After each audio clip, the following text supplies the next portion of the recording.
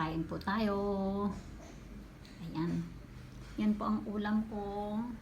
Isang pritong isda at saka ginisang ampalaya at okra. Ayan. Saka isang basong tubig. At saka ang dessert ko ay bilo-bilo. Ayan guys. Ayan.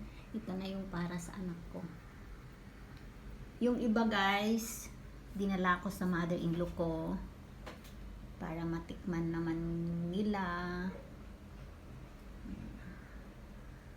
Ayan. Sarap guys. Nag-iisa na naman ako.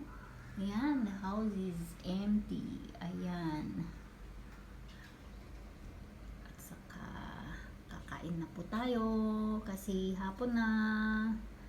Thank God for this blessing.